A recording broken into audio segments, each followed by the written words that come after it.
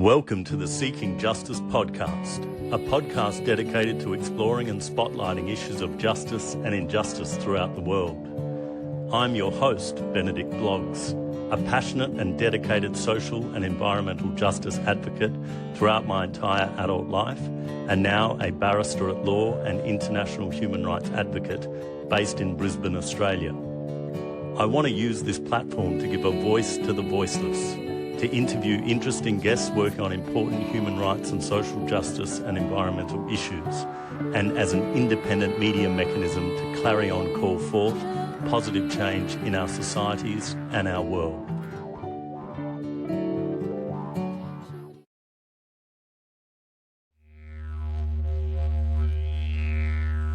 The Seeking Justice podcast crew acknowledge the First Nations peoples of Australia, specifically the Yuggera and Turrbal peoples of Meanjin and Brisbane, the traditional custodians of the lands on which we live and work.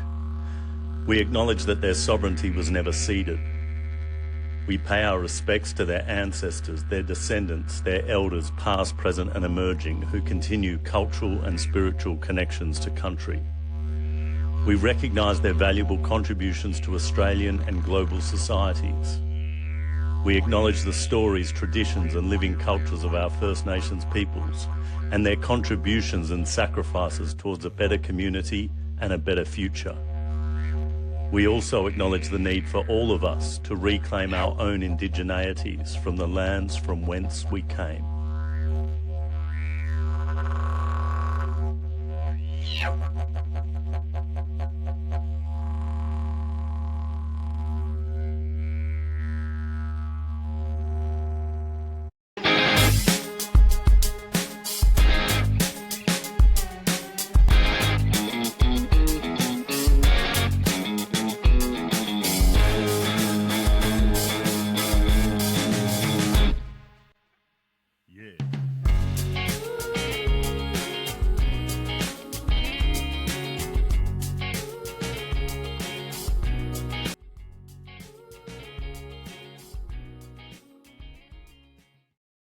Is that the sound of shooting? Is that the sound of shooting?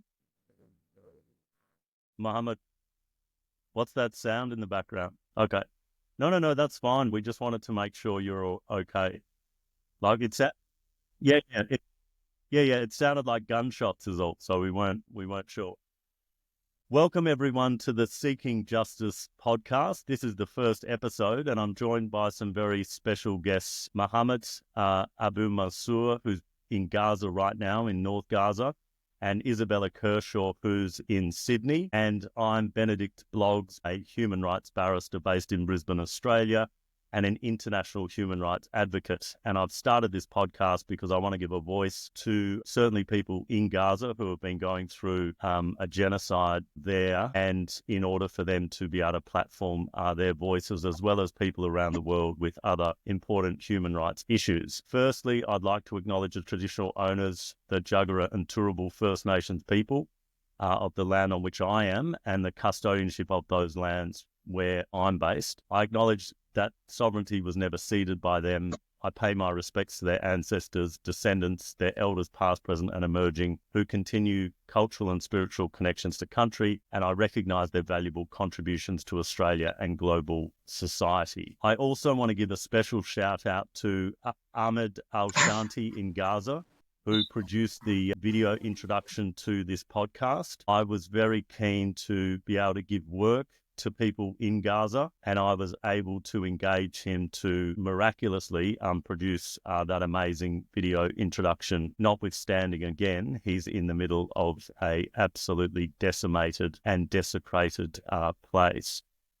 Another shout out I want to give is to Mohammed Abo, who's a lawyer and legal consultant who is also based in North Gaza. He was meant to be my first interview. I've made a lot of connections with people in Gaza through LinkedIn and through my advocacy on LinkedIn, and all of the networking through LinkedIn about Gaza means that LinkedIn, you should probably sponsor this podcast. But I hope, Mohammed, wherever you are, you're safe.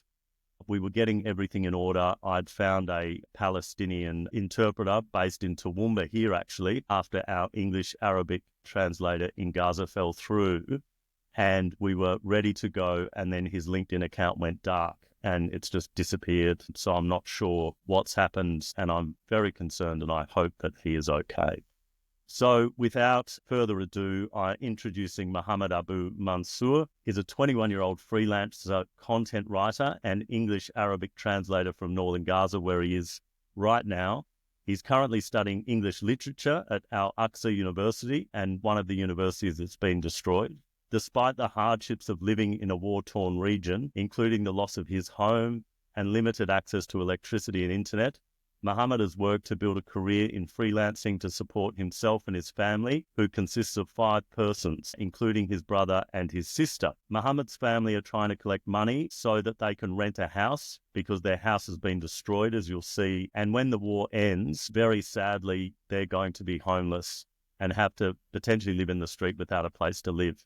The challenges are immense. Platforms like PayPal, GoFundMe, and UpWork have been restricting Palestinians, and they've come under the criticism of the business and human rights monitors, which has made it very difficult to access funds or grow professionally. Notwithstanding that, Mohammed has been doing all he can to secure work while he's in Gaza, and that's also part of what we're doing here today to promote him and others who are still have these amazing skills to offer the world and the community, and they're ready to work in Gaza. So you can contact them through LinkedIn and set that up. With the help of Mohammed's friend, who's here today as well, Isabella Kershaw, who's based in Sydney, Mohammed has started a fundraiser to rebuild his and his family's life and to hopefully pursue opportunities in Australia, where he hopes to secure a visa and begin anew. Mohammed's goal is to share the reality of life in Gaza and have a better life in Australia away from war, which everyone can understand, of course. Isabella Kershaw is a 22-year-old settler Australian-Egyptian woman living on unceded Wallumedegal lands in so-called Australia. With experience in the legal, commercial and not-for-profit sectors, Isabella is now undertaking a Bachelor of Arts in International Relations and Indigenous Studies, with a view to building a career in social justice and systems change. She has been engaged in activism to end the genocide in Gaza since October 2023. Isabella is motivated by a decolonial, anti-racist, anti-capitalist, feminist and non-violent worldview, and she is unshakably dedicated to the liberation of all people from oppressive and violent structures. Isabella currently works in the sexual, domestic and family violence sector and hopes to see a free Palestine soon, as we all do. Welcome, Mohammed, and welcome, Isabella. Thank you so much for joining us, Mohammed. And Isabella, Thank you for having us. It's a really good opportunity to get the word out, and really appreciated to have professionals in the Australian community inviting these stories onto their platforms. Absolutely, Isabella. It's extremely important, especially in this digital age where we have all of these tools at our fingertips. I really want to get to talking about how you guys have manifested and created this friendship around the world in the midst of a genocide. It's truly inspiring. But Mohammed, to start off with, can you talk about your background, your childhood, your studies, your family, and your experience in Gaza before October 7, but then certainly after that as well? Hello, I'm fine. How are you? Work or studies like other persons, but when the war came, like everything is gone. We were like, and now we are minus. Nothing is here. So everything is destroyed, and we don't know what to say. It's because of our government, our identity. We don't know. Uh, our government said, okay, we are fighting for Islam and something like that. Okay, but the deal is to become like 6 October, like with the whole life before 7 October. So what is the benefit of the war? What is the benefit of everything? You destroyed the whole city. You destroyed the people. A lot of people died. A lot of people lost their homes. A lot of people lost their money, their jobs. Okay, what is the benefit of that all? And after all, they say it's okay. People here because they are really really mad. They said, okay, we need to attend just in this war. You cannot go out when the time is 5 o'clock at p.m. You sit in your home. There's no electricity, no internet. You bring water, you bring woods every day. You cook with woods, with fire. A hard life. And I cannot continue my university when I I'm trying to figure out with it. I cannot upload. My internet speed is 50 kilobyte. So I don't know how can I upload files when. Okay, and there's the problem with the doctors here. I just want to say it so that people can hear. When you have a student in the war and you say you cannot study well, okay, how can I study well without the internet, without the lights? So that's bad. He gave me like 70 degree for of 100. Okay, you destroyed my score for what? For because I cannot continue my study because this like no, it's really it's fully destroyed. I just went there before like a month. I went there with my friend. There was no one in the street, no one, and is 1 kilo away. We hear like a rocket coming to us. We run away. What can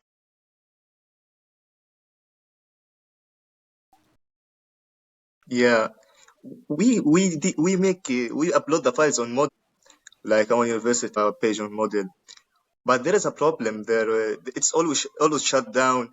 It's difficult to load for the internet here. You cannot upload files with 50 kilobyte internet. It's really bad thing.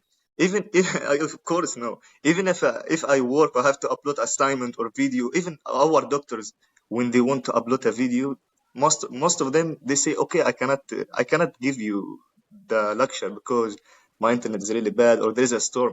When the storm comes and there is a rain in the sky, the internet shut. You're still smiling. You know, you were having a laugh with us before. I mean, it's an incredible testament to your spirit, Mohammed, and all of your family and your people there. And on that note, I just want to bring in Isabella. Isabella, do you want to talk about and Mohammed how you guys met and what the background is? And Isabella, I think you mentioned you had been to Jordan in the past. Is that right? Yeah, I very recently went to Egypt and Jordan. And when I was in Jordan, actually stood on Mount Nebo and looked into the West Bank, and that, still felt completely removed from the situation, still felt so distant, even though you can see it right there. But Mohammed contacted me on Instagram and asked me to donate to and share his fundraiser. There's a lot of kind of suspicion around digital communication now, but if you're a little bit discerning, like asking a few questions and making some easy checks, it's not actually beyond you to be able to figure out if somebody is being truthful and is a real person or not. So Mohammed has been consistently transparent, patient, really proactive, and we're now at a point where we're both actually supporting and learning from each other throughout this really incredibly dark time. And that cooperation has put us in a strategic position to be able to advocate for Mohammed's future. Like, you don't have to kind of live in the same village anymore to be able to stand beside someone, and it's that kind of loyalty and compassion that you find in friendship that is actually a real challenge to these hollow structures that keep having to kill people to justify themselves. So Mohammed's life and happiness is now really important to me as my friend, and that is incredibly motivating. And that's where this kind of allyship has come from between Mohammed and I. That's beautiful and very touching. And you had mentioned to me, Isabella, that you guys have communicated regularly since that first meeting via Instagram, and you'll video call and keep in touch and, find out what's happening and being trying to assist. Do you want to talk a little bit more about that? Yeah, so we have been keeping in touch predominantly using WhatsApp, but also on Instagram, LinkedIn, and on video calls. And that kind of proximity to each other, like even though we're on other sides of the world, being able to communicate in real time is really actually quite scary. Like, the context that this friendship is happening in is really terrifying. I can pretty much guarantee my safety on a daily basis, but Mohammed's life is being actively threatened every day. Like, we'll call and you can't even talk over the noise of the planes in the background. And I've asked Mohammed before, what is that noise? And it's always, it's a drone, it's shooting, it's a plane carrying M16 bombs. And we're sitting there on the phone trying to ignore that buzz in the background. What did you call it, Mohammed? That noise that the drones make? Yeah. And what does it mean? Yeah. Yeah. And that is just omnipresent throughout all of our communication.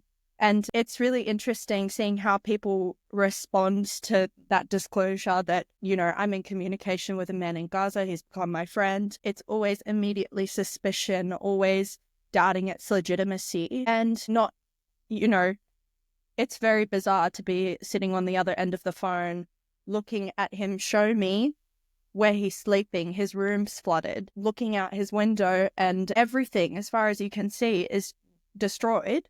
And people will still have the audacity to doubt the legitimacy of his situation and question his sincerity, and also my ability to know whether or not I'm being scammed or not. It's been very interesting. And what have you been able to, in terms of plans of trying to help Mohammed even perhaps leave Gaza and his family, can you talk about, you know, what you've been exploring with that? Yeah, so originally this partnership started with me offering to take over, to try and get donations to Mohammed's GoFundMe and eventually take over the management of his GoFundMe campaign. We've raised, I think, around $1,600 now, which is approximately 5% of the target goal.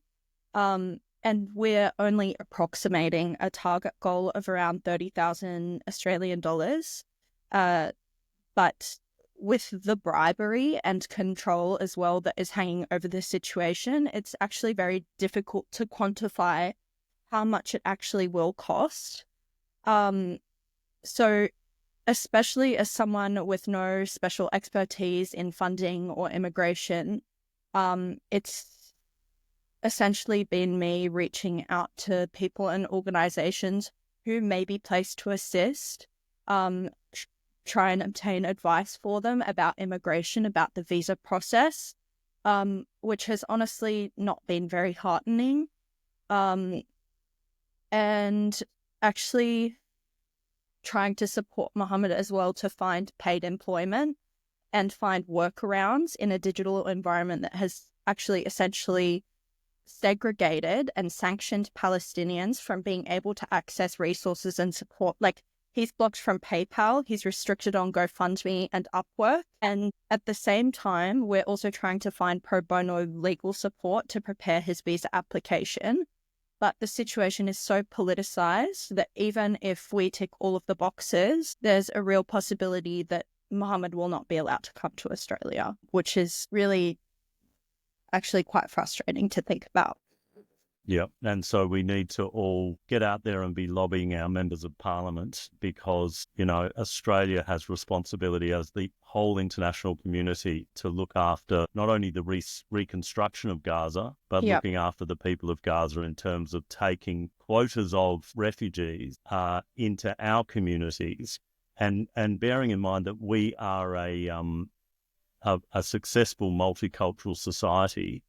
And even on the statistics, I remember when I was running against our good friend Peter Dutton in the 2019 election, the statistics on the contribution that refugee communities make to the Australian economy is amazing. There was one example in a Victorian regional town of the refugees from the Thai-Burmese border, and the regional town was struggling, and they basically welcomed in this community, and over a couple of years they'd contributed some $42 million toward that economy.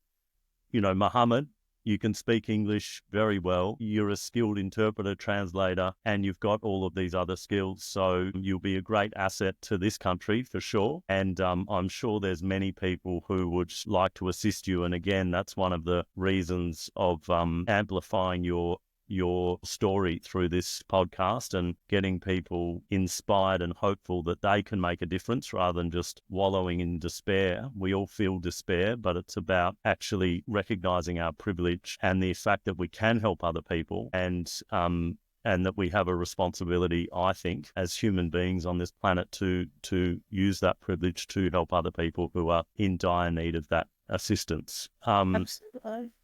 Thank you, Isabella, for explaining that, because that's, it is shocking. I've been contacted by a number of families in Gaza, actually many families in Gaza, on LinkedIn, in particular with these GoFundMe campaigns.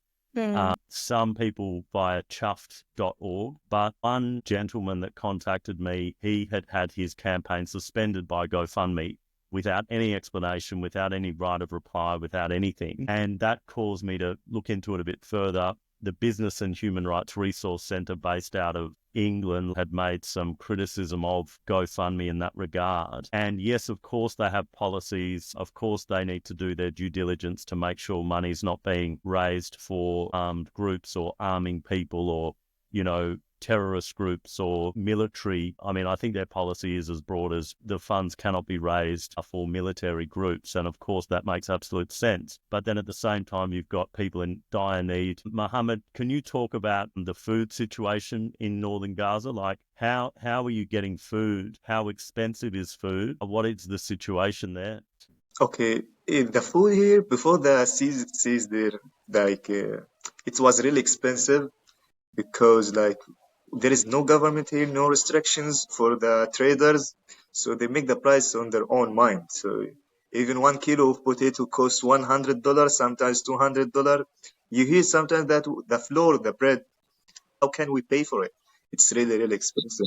The traders, I told you there is no restrictions here, no government. So when the food came from the airport or from the border, the traders take it from the Israeli army with trucks. Yes. They put it in their basement and they sell it with really, really expensive. We had Ramadan. We are fasting in Ramadan, okay? So in Ramadan, the starvation really, began in Gaza. We didn't have any kind of food, no rice, no bread, no vegetables, no nothing. We didn't have anything. We were buying 25 kilo flour for $1,000. In 1 week. We were 30 person in one house, and we pay $1,000 1 week for a week for what? I was just eating two pieces of bread in a day. So where can I go there? There is a disease happened here because of the bad water, And you salt told me water. at one point, didn't you, that at one point in the north, How it means? What it the means people were in eating English? horse food because there was no access to food. I don't know. It's called regan. I don't hear it's called regan, which makes your eyes yellow. Well, and it needs 3 weeks to recover yourself. And it needs.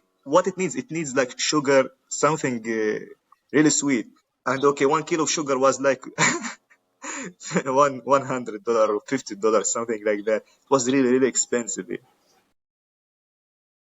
We cannot afford it, but now after the CIS deal, okay, there is no government, but the traders said they will really cheap. They bring a lot 600 trucks in a day, make the deal. So they had no chance. They have to sell everything here, because if they didn't sell, they will lose everything. So it's getting better, but not that better, because we don't have meat or chicken or something. We have canned things like peas, tuna, what? When the flour was $1,000, we have to eat we have to make new bread. So for children something, we made from the straw from the horse food. We make bread from it. I don't know how we make it. It's really, really bad. We bring it, and there is people selling it 1 kilo for $20. 1 kilo, 1 kilo, just making 10 breads and 10 pieces of breads, and it's really disgusting. You cannot even. And sorry, is this the Israeli army? Yeah.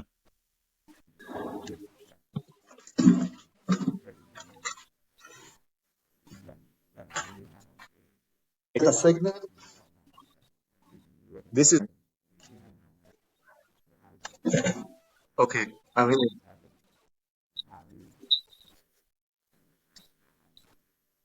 okay. We like after like 2 weeks, this all people go south. We were like the only and like two other families here. We stayed in our neighbor. We didn't to go. We don't have people in south. We don't have relatives. So in like 10 November, the army came here. They said the army came here and they were around us. They were like away, one street away. They throw, yes, Iranian army. It was only our family in the street. We like 60 persons here in the house. Like we're sitting in a small hall, and we hear the rocket blowing up the street, blowing up every house here, and we hear like a rocket coming to the roof of our house. Maybe you saw it, a hole in the house. It was a rocket of an armor, and we were waiting from 12 a.m. to 6 a.m. in the morning and shooting, bombing everywhere. I said to myself, okay, I died. No chance. I will die now in any moment. But at 6 a.m., we managed to escape. We get out of the house. We hear the quadcopters that have M16 or something like that shooting at people here. The quadcopters came. Yeah, it is a drone. A drone yeah, it is a drone with M16. It's shooting to people. It came, shoot to it shoot to all of us in the body, in the wall. I managed to escape. Okay, I ran away with my family. I just packed our bags. We managed to run away. We went to a house of our relative. To mention, when people here make the war made you know you really well. We if you ask anyone here how is your relationship with family, he said that because they all just go away for each other house. They fight. They don't handle themselves. They just I don't know why this is. Everyone hates each other. Everyone thinking of himself. There is no support, no family here, no friends. You don't need to take care of yourself, and that's it. And from 10 November until now, we when like 2020 December 2022 22 December, they throw a rocket on me and my friend. He died in front of my eyes. I was in the hospital And bleeding for you 7 hours. like 7 hours you bleeding. No can doctor saw imagine me. No why anyone. the I just was tensions are bleeding in the so street. high They between carry me people out. in They put me in the Gaza, hospital. and They it's not okay. the They fault of anyone they who they is there cover that like their the relationships hole in are my leg. fractured and Okay, I tense. called my family. At, My family came after these things one come day. out We when, didn't have a signal. I couldn't call people are them. being They came. They essentially saw me. They take me psychologically and out. physically I had a tortured every cousin. single He bring an day. ambulance for me. Okay, Especially, this cousin is things dead. like having They to killed him. listen to that noise in the He bring background an every ambulance moment for of me. your He take me life, to the other house. having Care of me to after fight for one day. shelter, fight for food, My and the after they shoot me, kind of one day inequalities that later, exist there we now heard as a result that of our house is Israel's destroyed. genocide. All this It's happened in no 2 days. wonder that people I are saw my friend dead in front of my eyes. I was turning on one injured, and my another house and not destroyed. supporting one All another happened because in they two don't days. actually Like, have the okay, ability or the what is that? capacity I to, cannot imagine. when their You life know is when under constant threat and when you they're feel this, you constantly don't be. I having wasn't that sad. Like, nervous system what can I response where do? everything I is was not okay crying or terrifying and something. Or miserable and like, tragic. okay, I want to just say something. I know that people are here are like they have tension, they have stress or something like that. Okay, I understand it. But when you have a chance to help me, why you don't? So you are in South, and you give me your house just for a month. Okay, I'm in the street. Okay, when they came to area, like when they came here, didn't have a house or any. We called one of our relatives. I don't want to say his name. Okay, we called him. Okay, we are in the street. We need your house. This is just one day before I was injured. One day before I was injured. We told them we need your house. We are in the street and the army is close. Don't go there. Okay, why we don't go there? He said, okay, I have like stuff there. My food, I just don't to waste it. Okay, what? We are your family. Come on, just why you don't let us use it? We don't need need your stuff. We need to sleep. And in the morning, we will have to go a person. Come on, man. You don't have a feelings or what? And that's really weird. Okay, and here I just told Isabella, I don't know why you are helping me. I didn't expect that. For real, I want to be honest. Okay, I didn't expect that. When I call my friends, I told them, okay, my friends told me we need your bank, so some people transfer money for them. Okay, I give them my bank, I give them my PayPal, I give them every my account. But when I tell them, okay, I just need your bank, I just need your help, they say, oh, I can't, oh, I need it, I am afraid of being banned. Okay, till time. They say, okay, hello Isabella, can you give me your PayPal? I just need to verification. Can you make a fundraiser for me? She is the only person who's helping me here for real. And okay, other person, my friends from gaming, I just was playing gaming before the war. They helped me a lot. The money for every single time. They are not like working a lot. I was playing CS. You know Counter Strike? Yeah, I was professional.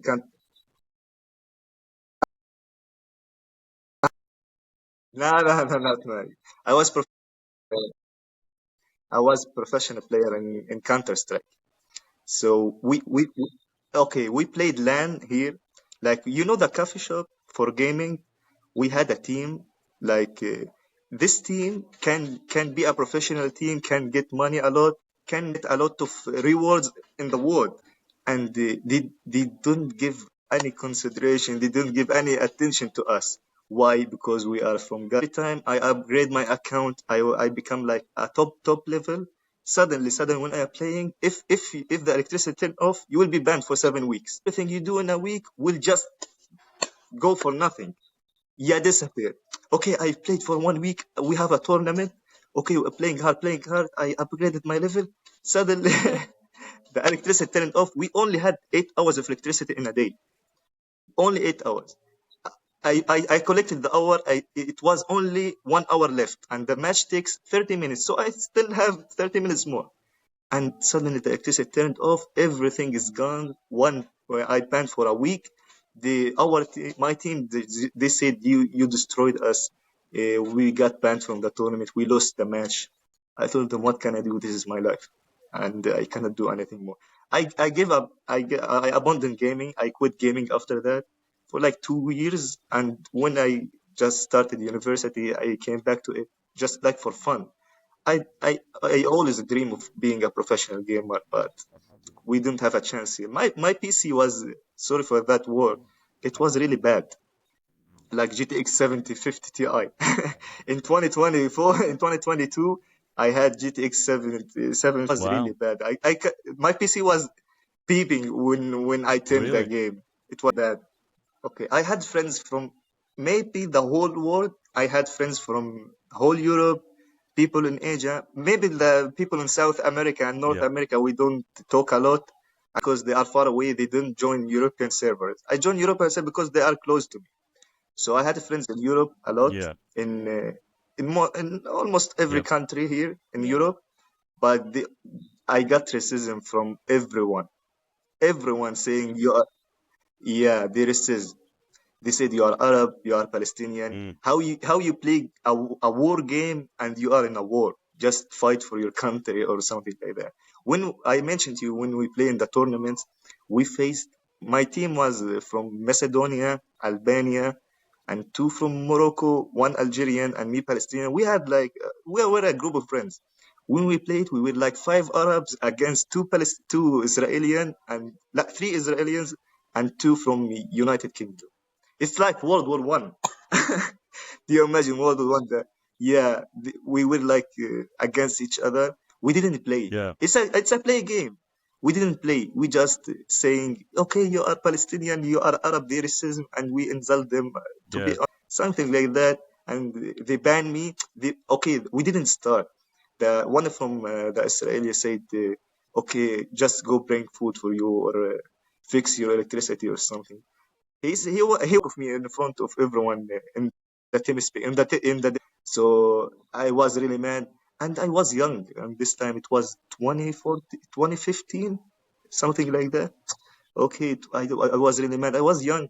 I say to myself, I just let him say like that. There is a Swedish guy banned me, and because he hates me, and people from French, I wanna just ask him, we are not your enemy, okay? we didn't do anything bad for you.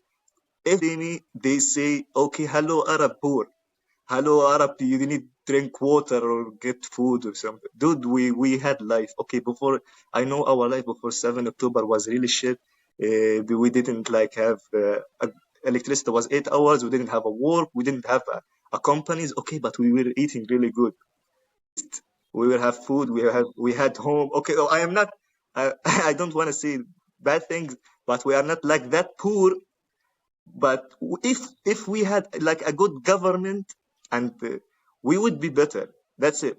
We are not like destroyed, like really destroyed city. Now it's really destroyed. Not I tell you, if Gaza came back after 10 years, just rebuilding the house, it would be nice. It would be okay.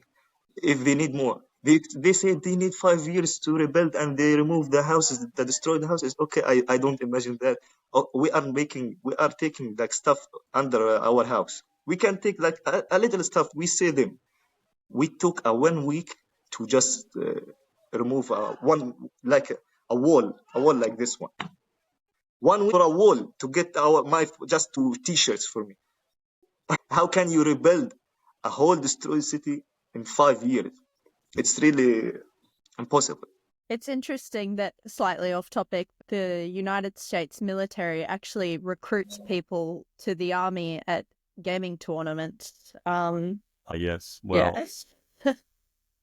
well, unfortunately, I mean, talking of the drones and the quadcopters, I'm a huge fan of Jeremy Scahill, the investigative journalist who wrote The Blackwater about the private mercenary military in Iraq who had committed war crimes, and also Dirty Wars about the Obama administration's global extrajudicial assassination program with drones. And of course, all of those drone operators were based in Nevada. Yes. Effectively playing computer games. And I mean, this is the same thing happening in Gaza now with all these drones and someone sitting behind a screen just completely detached from the death and carnage that they're wreaking. And Mohammed, you said before, when the army came to your street, and sorry, did you say that it was a tank that blew up your house, or it was an airstrike? And then you said the quadcopters came and chased you. Is that right? Shaking. Yes, the bulldozer. Yep. They're made by Caterpillar in Ohio, I think, in the United States. They use everything, and the trucks coming. Okay, the ground really shaking. Okay, it was like a tank. Yeah. Okay. Yeah, it was the caterpillar. Okay, we first of all they threw a smoke. We couldn't breathe for like 2 hours. We couldn't breathe. We just had to cover our noise with water or with a blanket, just at least. And my sister just fall down, and my brother fall down, all of my family, and I had a grandma. She died from the fistful. And then they started like quadcopter came. They shooting at home. They throw a when they enter an area. You hear this? Okay, when they enter an area, they like lights in the it's morning. It's really okay. Okay, can I continue? Is that okay if I continue with this sound? Okay. Sorry. Yeah, it's annoying to me. Yeah, I hope it's not annoying to you. Yes. Yeah. Okay. So when they entered, they threw lights in the sky. They came to us. It Told us in the home. sounded close to us. 100% they will kill It us. sounded loud. 100%. In the beginning of the war, if they found someone in the home, they will kill them. They will just prison them, something like that. Okay, first of all, they threw a rocket in our neighbor's house. They destroyed all of it at 1 p.m., 12 p.m. No, 11 p.m. They threw a rocket in our neighbor's home and they destroyed it. Then they throw rockets from the tank. Every building here got a rocket. Every building, even our house and our neighbors, every building here. We went down to the ground, like the floor ground, and like saying, okay, we will die in 10 minutes. Okay, I will die in 10 minutes.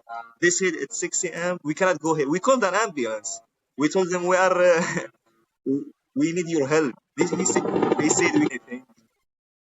It's okay. It's okay. It's a helicopter. It's shooting. Said that. You hear me? Okay, it was a helicopter. It was shooting. It's far away. Okay. When they entered the. Yeah, yeah. Oh, it's a full of me, but they are not shooting here. Okay. When they entered our at 6 a.m., we had to go out at 6 a.m. I saw people in the street, like way from a street from me. I can't see them well. They just went under a house. He threw a rocket. They were pieces. I saw them like pieces. I swear. I cannot forget the image in my head. And they shoot at me. They shoot at my father, and then shoot at them. We will die. No way. No way for escaping. And we were running, and they destroyed a house in front of my eyes, like uh, a half a street away. They destroyed it, and we just went on the floor. We was like crawling, just a like for 5 story. minutes, and then with our bags. Next day, the other day, when we needed our food. We didn't have anything. We just ran away. We don't have clothes. We don't have food. I went with my brother and three cousins. What happened? We said we have to go, even if we die. Out our stuff. We went. Army was there. We were like jumping from house to house, from a wall to wall. They didn't see us. We got our food. We got the floor. We got like gas, our stuff. We ran away, and we saw the tank. It was like starting to shoot. And okay, thank God, we managed to escape from there. And then we escaped from a place from area to area. Even the area we escaped to, the army came there. And then we went to another area, and the army came, like 10 houses, not of mine. I told you that I was going. One of my friends was living in Al Azhar University.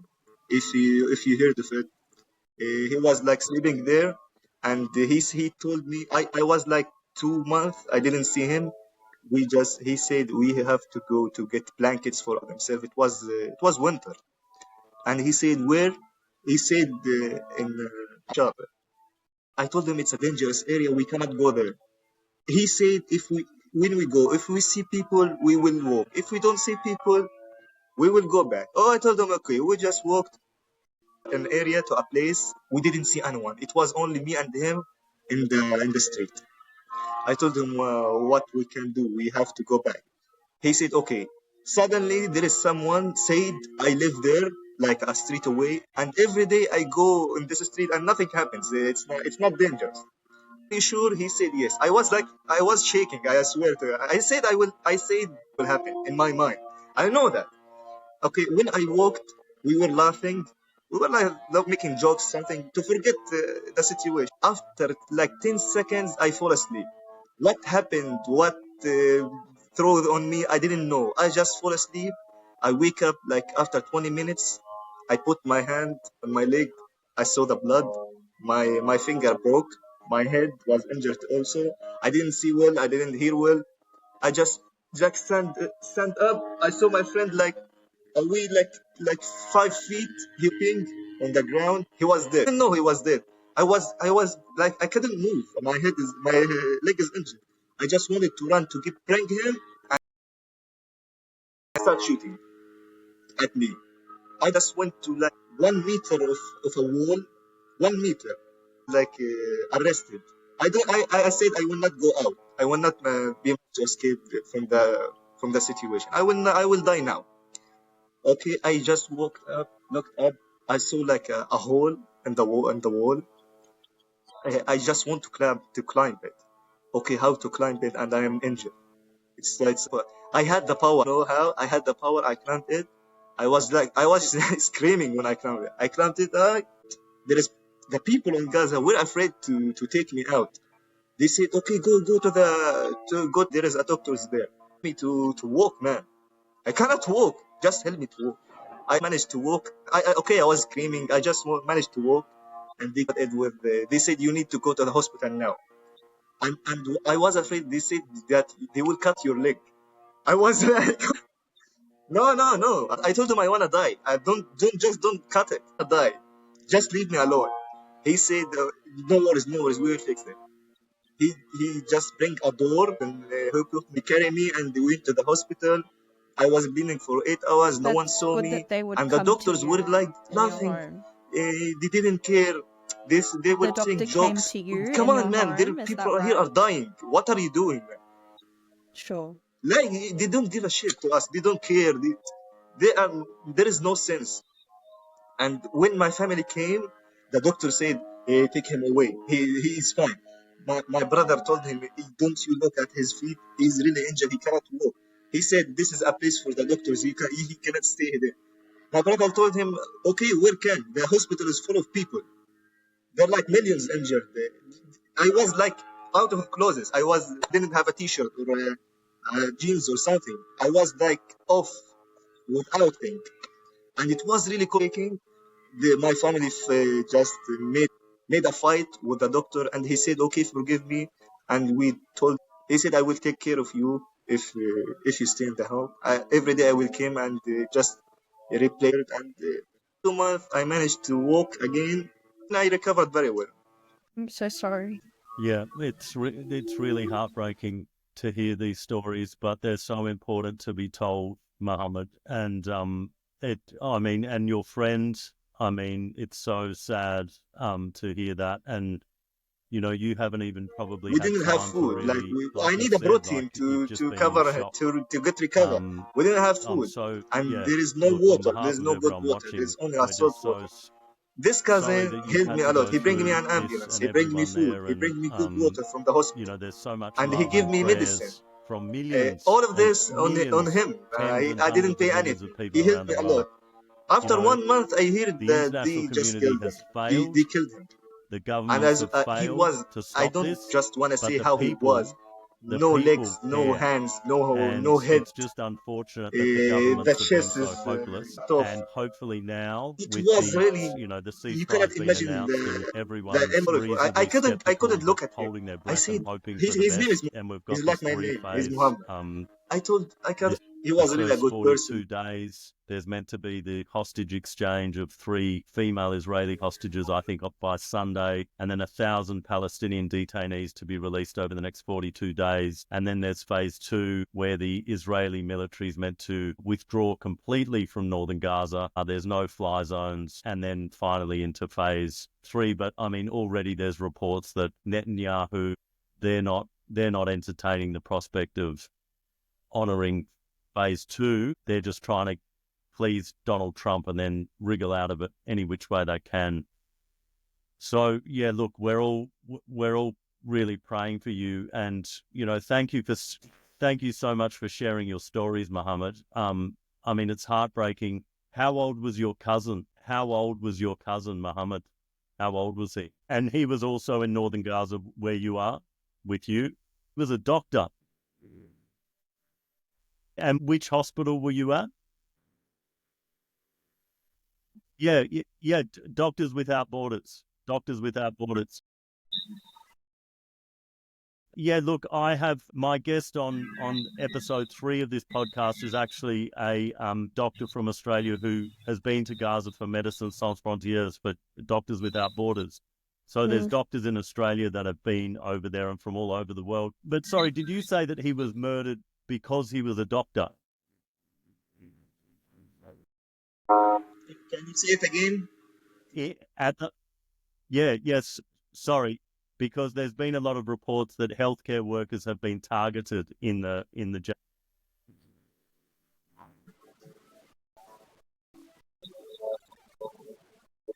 Yeah.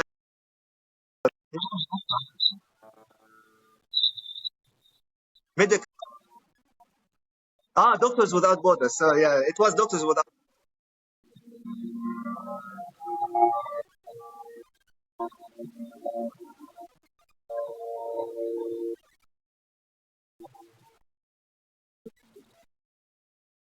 They killed him because he was a doctor. What you said, this, And this your grandfather, and where do you bury them? Is there is there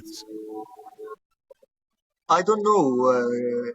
I just the I think because he was like not because he's working as a doctor. Uh, I don't know what happened. We found him like dead in a place. He destroyed the house. He when they entered, he was sleeping there. But when the army entered the Doctors Without Borders to search for, the people, he just came out. He was in a house. He rented a room in a house, Mm. and the house is destroyed on him. Why? What happened? We didn't know. Just we saw him. We from West Bank. He came to Gaza before the war, yeah, week yeah, I think, for he was living with him, yeah. and Muhammad, here again, look, he left West Bank to die here. Yeah, he saw the war, and we this has buried them been your both life. in This is really important for the audience to understand. Like, in my you've been grandfather living this for the, place. I mean, as you said, even before the 7th of October, it was shit there. It was very Oh, difficult. And then okay. what you've We been through buried since, and this is first. what you've We been had to living carry through. them from And, the hospital. it's so important to hear your story. When we And buried thank them, you when for we dig, sharing it they with throw a us. rocket on It's really, really, the really place. important. We escaped. And, I Yeah, really for 10 send minutes we came back. a We very we said, okay, strong love what and will prayers happen? of We will protection to die. you and Okay, your there family, and to your friend who died, and to your cousin, and to all the people that have been murdered. And, may their souls I be in was, heaven, as and you then we said, went home. and may they be in a better place for sure. I just wanted to talk about also your work, because you work as a freelancer. And Isabella mentioned that you've had troubles with UpWork. UpWork is a platform where freelancers can get work around the world, wherever. But do you want to tell us about the work that you can do and what you're able to do? And hopefully the internet's going to get better for you soon with the ceasefire, and things are going to return to normal. So if people wanted to get you to do work for them, what they could do. Yes. Yep.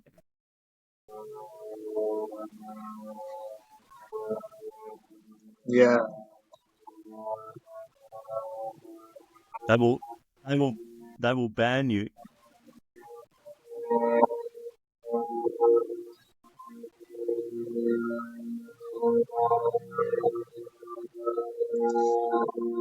yeah,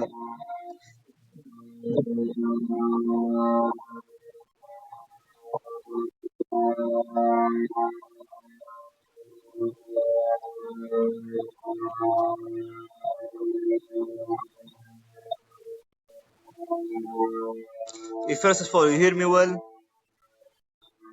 Okay. The whole is not from Upwork. The whole thing happened to us like just before the war, and every time in our country is PayPal. We cannot transfer money from other countries. We had like restrictions from our bank. You cannot just transfer me like a big amount, like 500 once a month per week, something like that. We had to deal with PayPal, okay, because they take a lot of fees. We had to deal with PayPal. PayPal limit Gaza or limit whole Palestine. They say if you have accounts from Palestine and you put it, they will ban you. And all websites, they will ban you. All Upwork, freelancer, GoFundMe, other works, other jobs, they need people. Our bank, because they don't recognize us. They don't know who Gaza is. Okay, so you So have to deal. look, I'm People really said if you make concerned an about account in this. Gaza, they will ban And you. like I So said what earlier, happens? We I make an know account, about all their we take the policies, risk. but I'm going We to don't reach put out to PayPal. we we I'm going to we reach can out put to our GoFundMe. Visa I'm card going to reach out to because Upwork, our bank is from Freelancer, and I'm going to West Bank. invite them on to talk My to bank from this West Bank, so podcast it about is what is going recognized on, in the because whole in the surely world. they know how to Okay, verify so people. after like 1 month, You know, 2 months, maybe year, 2 years, and there my is a my page paper up was on in GoFundMe 2019, talking about They in asked me for particular ID, the to give issues their with ID Palestinian when campaigns, but when they in the war say that they can, for like verify everything and they can check everything and that kind of thing. So, we'll wait and see. But I will try and interview them and find out what's going on, because I think it's really and important. maybe it will And not obviously that work makes it really well. hard. They will But also look, ban I you. So think I said, well, if people wanted to try and engage you, I mean, and as I said, I've managed to get Ahmed Al-Shanti through LinkedIn doing the video editing for me. Then we'll work out how I'm going to pay him. But yeah, it's difficult, obviously, with the PayPal. Whether there can be a bank transfer, we'll work it out. But it should be much easier than it is, because there's enough obstacles going on for you, and the fact that you're still there, ready and willing to work, is really admirable.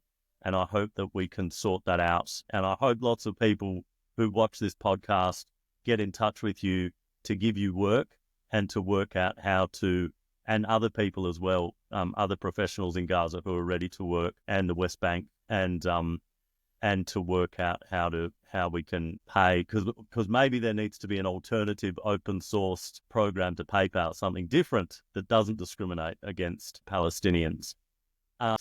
Sorry, you go, Isabella. Sorry. I just think it's also important to note that the expectation that Palestinians be working and trying to find work remotely throughout the circumstances that they're in is a product of the fact that no humanitarian support has been let in, and that all of their infrastructure has been destroyed. It seems ridiculous to me that in the conditions that Mohammed is in, he is having to go out and find remote work whilst suffering a genocide. And I think the other thing is that as Mohammed looks to relocate and evacuate from Gaza, any opportunities for work abroad as well are really being looked for, because at the moment, like, the situation is just not sustainable. Like, even I tried to withdraw funds from Mohammed's, I don't remember if it was freelance.com or UpWork, but attempting to withdraw funds through my PayPal so that I can then transfer it to him legally. And you have to go through all of these really stringent steps where Mohammed has to film a video saying that he authorizes the money to be paid. Originally, when I was going to withdraw, it said that it would take 2 days for the money to be processed. And as soon as we did that ID verification video, the date switched, and it's now not until the 1st of January that we're expecting the funds to be processed and transferred. And the fact that that deadline has extended so significantly makes me feel that it's more than likely that they will review his account and not transfer the funds. So you're just constantly dealing with this suspicion purely arising from the fact that Mohammed is a young man who lives in Gaza, and the assumption is automatically that that money is being used to fund terrorism. And this is the fallacy that has enabled Israel to undertake this campaign against Gazans, is this idea that everyone is potentially a target, everyone is Hamas, which is categorically untrue. Well, and then at the same time, $8 billion more dollars, $32 billion have gone to terrorism from the United States, from taxpayers in the United States, from, tens of millions of Americans who oppose this war, including millions of Jewish Americans who oppose this genocide. There are many, many, thousands of Jewish Australians who oppose this genocide. Yeah, I mean, the double standards, the hypocrisy, the duplicitousness, it's just unbelievable. And, surely these tech companies can do a hell of a lot better in this day and age where they hold all the digital and technological power and technical prowess, that they could work that out. We do have to wrap up shortly-ish, but part of the point of this podcast is to, talk to people about the amazing work they do, about their amazing lives, whether they be lawyers, advocates, activists, people in difficult situations, overcoming almost insurmountable odds. But also it's about creating practical measures, outcomes in order to change the world for the better, which I feel like I've been attempting in my small contribution in my adult life to do. But I don't I want people to feel moved to action. And one thing I can foresee with all of Mohammed's skills is that a company overseas, in Australia, in Europe, in North America, in South America, could sponsor Mohammed to do lots of different types of work for them, whether it be Arabic, English translation, interpreting, whether it's him being a professional gamer for them. There's so many different opportunities. And look at this guy. He's incredible. You've got more than 9 lives, Mohammed, from what you've just described to us, how close you've come to death so many times. And you know, the fact that you've still just so articulate about your experience, and, you know, you've even made a few jokes about the situation you're in. I mean, it's incredible and very admirable. So I'd love to see you know, CEOs from companies getting in contact with me, getting in contact with Isabella and Mohammed, and let's work out how to get him out of Gaza, and, you know, so that he can realize his potential in a Jungian sense of self-actualization of the, you know, the contribution, the potential that he's got to give to the world, and especially after what he's been through and what he's seen. Just before we get to the end bit, the pre-end bit, I was just going to ask you, Isabella, you wanted to talk about vicarious trauma as a theme and a topic of something relevant to anyone who's been paying attention in the last 15 months. I think that I've recently been using the term vicarious trauma to describe what is happening within the community of pro-Palestinian activists, people who are advocating for peace in Palestine. And I think that a lot of this cognitive dissonance that we're seeing with people who do support Israel's actions is just a lack of awareness of the actual content of the footage that does exist and that people are being exposed to. I think the movement for peace in Palestine in Australia is systematically denigrated. We're told that we're anti-Semitic. We're told that we're aiding terrorism and that we're sympathizers with Hamas. And the reality is that the people like me who are building friendships and partnerships with people in Gaza and who have been devoting their energies to this for, I think it's like 14 months now, 14 or 15 months, we are people who are actually traumatized by what we've seen. You know, I'm actually starting to get grey hairs and I'm 22.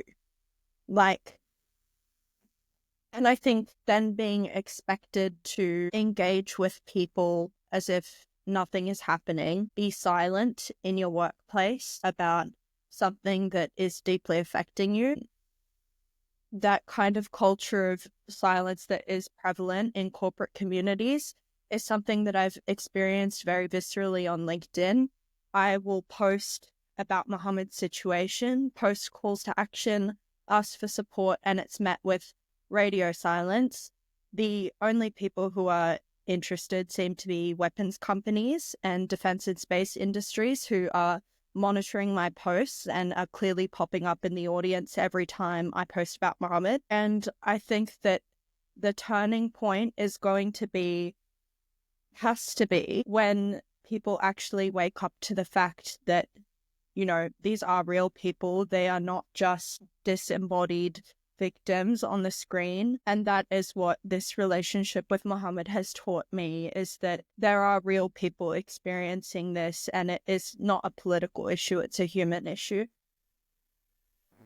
I absolutely agree. Look, many years ago when I was in high school, a long time ago, and in fact, this coming full circle, this podcast, the Seeking Justice podcast for all the justice seekers out there, the motto of my Catholic high school was Seek Justice, and John 23rd College in Perth.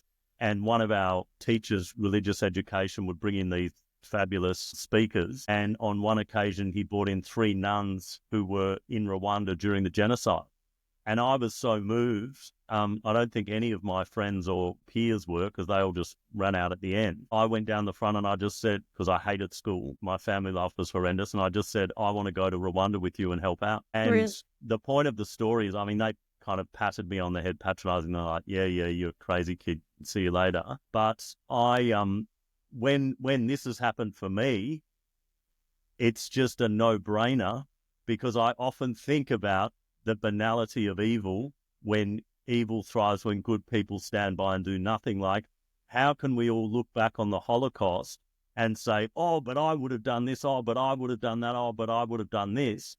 And then I heard, because I'm listening to way too many podcasts about these issues, someone was saying today on a podcast I was listening to, you know, it's probably the case that the people that have done nothing now during this genocide, sadly, would have probably done nothing during the Holocaust. They probably would have done nothing. Now, whether that's out of sheer laziness, whether it's out of selfishness, whether it's out of awkwardness, whether it's out of being completely disempowered as citizens, they don't know what to do, they don't understand their agency and or their political power even as individuals, who knows?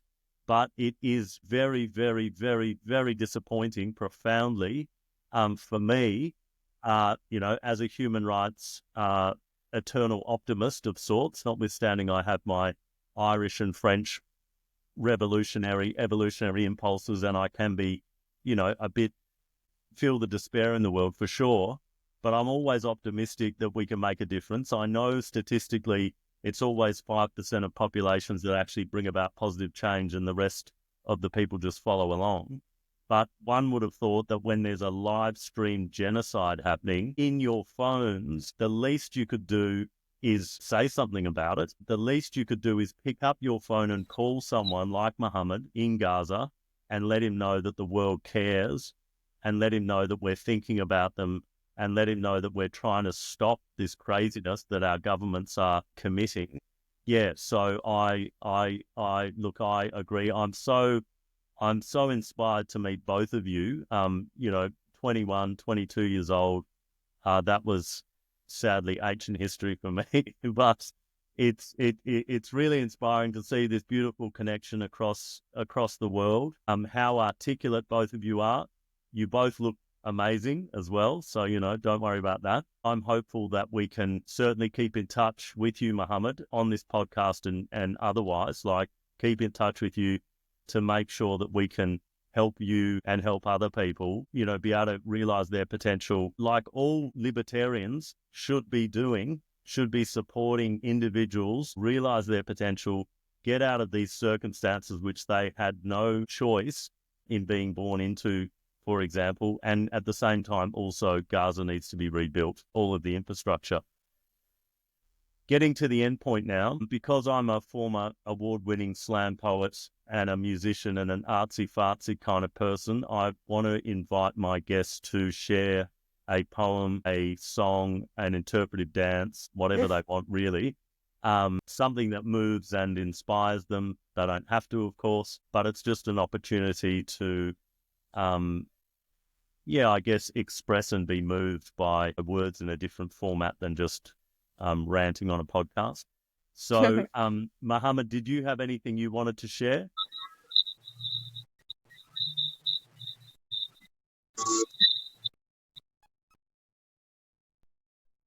Yeah, I just want to say something. You know that I managed to work as a content writer and translator, but the most thing I just want to work is two things. I want to be a professional gamer, and I didn't do that because of the life here. I can't just work as a gamer. I have always wanted to be like, a podcaster, me talking. I just wanted to tell my stories to people, what happened to me in gaming. I had many friends, the same situations happened to them. Who need this? We can just like really famous. We are really fun. We make like good things. I really love football, and I have wide experience on it. I have really wanted to. I just to write. I'm a content writer. I want always to write about photo. I have managed to write portfolios, proposals to jobs, making blogs, script write, videos, questions about football, something like that. Every time I didn't get them, but I say it's okay. And become a professional football player for Barcelona. Yeah, yeah. I have really good experience in football. I didn't manage to be a Amazing. professional. It's everything about football. I'm good at it. So Even Amazing. Yeah, awesome. Well, we're putting the word out there to the Barcelona. universe, to the world, about Mohammed, the sports journalist, football commentator, professional gamer extraordinaire, Yeah, and content writer, yeah, yeah, translator. Is there yeah. anything you can't do? It's quite amazing. And Mohammed, do you have a poem that you know that you would like to share?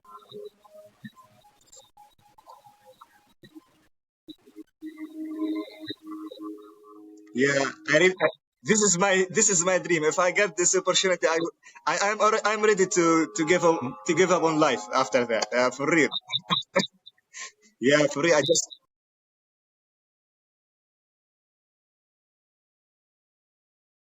Yeah, and because I saw him on a podcast, so I bought his books, and yeah, so I've got those ones. in training. I Yeah, well, a lot I'm of so passion sorry. about it. Yeah. Oh, you like rap? But well, no, but look, A poem? I think your voice is great, and maybe we'll yeah, yeah, yeah. And I think we'll definitely have you guys back on the podcast, and so the homework is from the maybe this is the University of Rap. مصعب وتوها. You have to write a rap, Muhammad, and so next time you can Yeah, I perform it, heard about it. and maybe you and Isabella can write a rap together. How about that? You don't want to hear that from me. I definitely do. Yeah, But you remembered me of Muhammad, do something, you but mind if we share a I poem just don't each? want to remember it because my friend was a poem. He was really good one. He died in the war.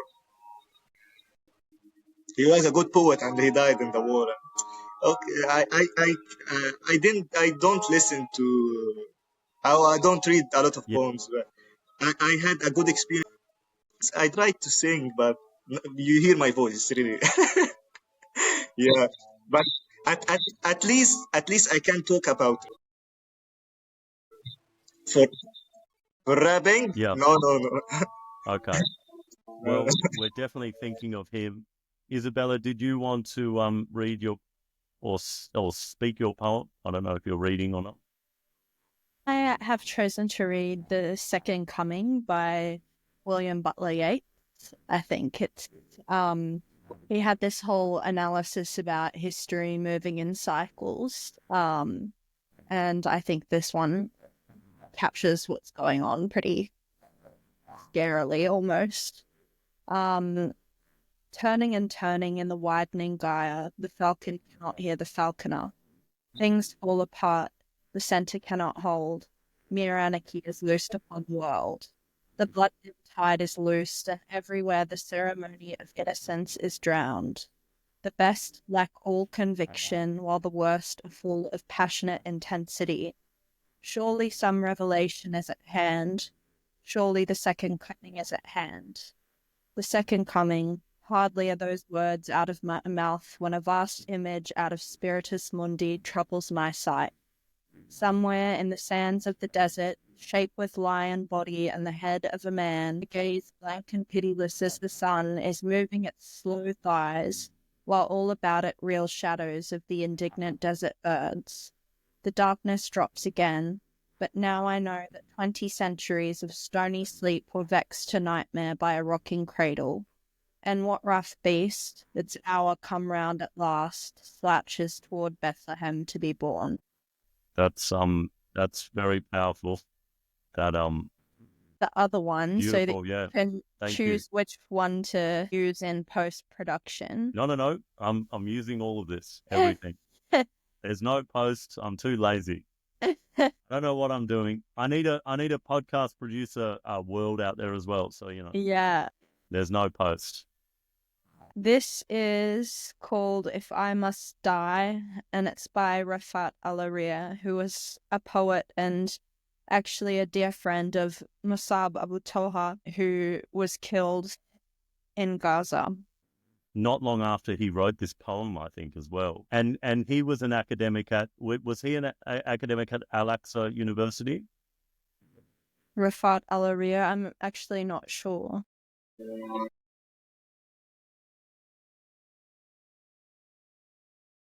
Yes, we can hear. Mohammed, just before, what is that? Because the sound that I hear through it's almost like a musical sound.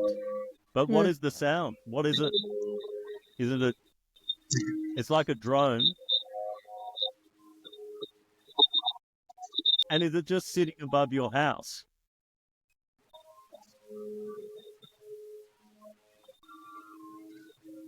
I mean, yeah, I mean, it would drive anyone crazy. It's just unbelievable. Every time I hear it, I am in shock every time I hear it. And every time Mohammed just says it's normal, we've normalized to it. This is what it's like all the time. And right now they're talking about a ceasefire and they're still listening to this. It sounds exactly the same as it has every single time I've been on Guys, you hear me? Well, I mean, very sadly, I heard there was a report today of a young journalist in Gaza. Of course, more journalists murdered. Musical I think over sound. 200 in You hear the now last 15 months in than the ever air. before in a war. I mean, it's insane. It's The insane, amount dude. of records that have been I cannot hear broken you. by the Israeli You Defense saw me Forces like is coming just close to appalling. the. I Whether cannot it hear you. be The sound is really breaching, annoying. contravening UN declarations, It's UN like a General bee. Assembly resolutions, UN Security Council resolutions, or the amount of health workers that have been Like murdered, that. journalists that have been murdered. And this young It's man, just flying around. he had just been posting to his social media celebrating the ceasefire, and then he was assassinated. If you hear it, you I will then not saw sleep. a report on LinkedIn that 82 people have been, and this is from the health ministry, 82 people have been killed since the announcement of the ceasefire. So yeah, it's just. That's the thing as they talk about ceasefire, is that they're talking out of both sides of their mouth. Yes. Like, I would love to feel optimistic and hopeful, and that is the spirit that I'm going to try and take forward, is optimism and hope. But at the same time, we also have to weigh the fact that Donald Trump and his allies will shortly be in control of the largest military in the world. And the way that they have spoken about Gaza and Palestinians is really quite unsettling. And let's not forget, it's the largest military in world history. Yeah. This is the largest military empire that has ever existed in the history of this planet Earth that we know. And I think that now is not the time to be complacent.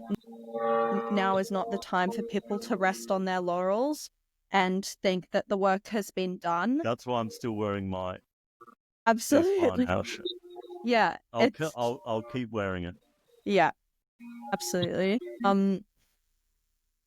I will share with you that Refaat Alareer poem.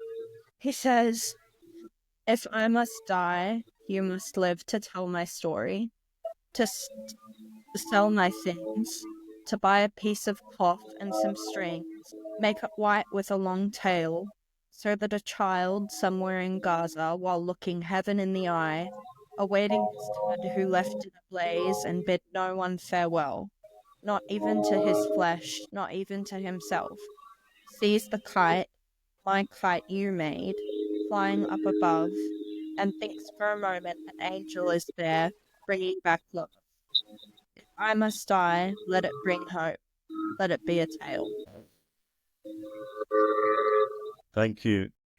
Another practical thing that people can do on this podcast is that Ryan Grimm from Dropsite News, who are on Substack, an amazing investigative journalist with Jeremy Scahill I mentioned before, they were running a campaign to get Refaat Alareer's book to the top of the New York Times bestseller list.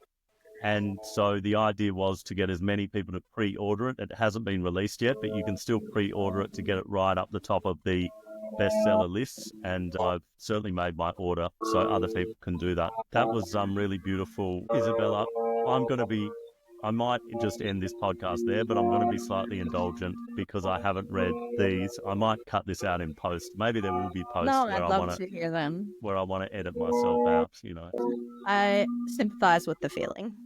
Yeah, but this is called, this book is called Forest of Noise, and I only recently bought it. I saw an interview with Mossab.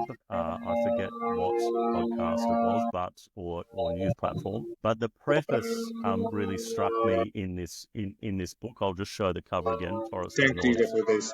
It says, "Every child in Gaza is me. Every mother and father is me. Every house is my heart. Every tree is my leg. Every plant is my arm. Every flower is my eye. Every hole in the earth is my wound." That's not even the beginning of the poems, by the way. That's the preface. Thank you, Benedict. So there's two beautiful poems. I'm sure I could just read all of them in here, but this one is called Younger Than War. Tanks roll through dust, through eggplant fields, beds unmade, lightning in the sky. Brother, jumping to the window to watch warplanes. Clouds of smoke after airstrikes. Warplanes, eagles, searching for a branch on which to perch. No need for radio. We are the news. Ants' ears hurt with each bullet, fired from wrathful machine guns. Soldiers advance, burn books. Some smoke-rolled sheets of yesterday's newspapers, just like they did when they were kids. Our kids hide in the basement, backs against concrete pillars, heads between knees, parents silent. Humid down there, and the heat of burning bombs adds to the slow death of survival. In September 2000, I bought bread for dinner. I saw a helicopter fire a rocket into a tower. Concrete and glass fell from high. Loaves of stale bread. At the time, I was 7, decades younger than war, and a few years older than bombs. Thank you, Benedict. That's a really beautiful poem. And just the final poem, it's called My Dreams as a Child. This is a beautiful, and it's, I think, on point with what we've been discussing and trying to keep optimistic as much as one can. My dreams as a child. I still have dreams about a room filled with toys my mother always promised we could have if we were rich. I still have dreams about seeing the refugee camp from a window on a plane. I still have dreams about seeing the animals I learnt about in 3rd grade: elephant, giraffe, kangaroo, and wolf. I still have dreams about running for miles and miles with no borders, blocking my feet with no unexploded bombs scaring me off. I still have dreams about my favourite team playing soccer on the beach, me waiting for the ball to come my way and run away with it. I still dream about my grandfather, how much I want to pick oranges with him in Jaffa. But my grandfather died. Jaffa is occupied, and oranges no longer grow in his weeping groves. Yeah, they're very, very beautiful poems. And yeah, thank you both. Yeah, look, it's hard to say goodbye, Mohammed, and we've only just met face to face, but already, you know, I feel a really strong connection. And to you too, Isabella.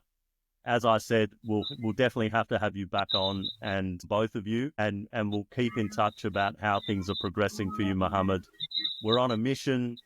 We'll have you habla español in no time, speaking Spanish, and getting ready to, you know, hopefully we can find someone to sponsor you to get out of Gaza and your family too. Thank you so much, and take care. Thank you so much for having us. It's been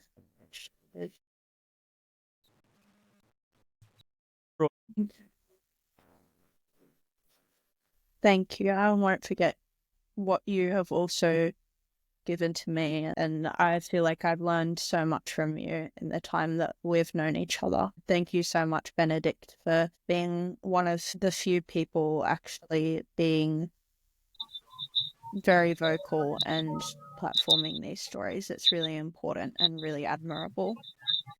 Yeah, well, as I say, when people say that to me, I get a lot of positive. I get a lot of haters, of course, but I also get a lot of lovers, and I get a lot of support. And as I say, my response is, it's the absolute least I can do. It is the absolute least I can do to use my privilege as a white male in Australia, in the world, and to use my platform to, be able to give a voice to the voiceless, as it were. And yeah, look, my heart's full. It's just so wonderful to meet you, Mohammed and I just Isabella. really appreciate your And help, guys. Mohammed, You keep are doing safe, a lot of keep your things family to me. safe. I know Spreading you're my staying in message your to the world neighbour's is really house a and good they're thing. coming back from I the just south now wanted that the to. ceasefire's been called. So And you need thanks for somewhere to everything. live. Thank you, So we're Ben. putting Thank that out you, there as Isabella, for well. everything you're doing If to me. anyone knows You are really anyone a who good knows person. someone who knows someone And else who can I will never offer forget them Mohammed's in my family life. some shelter, that would be wonderful. And yeah, look, there's all kinds of things happening. I saw a very wealthy philanthropist from. Now I'm trying to remember if he was from the US or the UK, but he actually took his own humanitarian aid. This guy's very wealthy. He took his own humanitarian aid to Gaza and he travelled with it to make sure it got in where it was going, or to try and get it in where it was going. So we need more billionaires and millionaires on the side of the good. And so putting that out there to the world as well, there's nothing we can't do if we all work together to do it. So here's to hoping, and here's to doing, and here's to getting out there and making a positive difference to the world. Thank you, everyone. Thank you.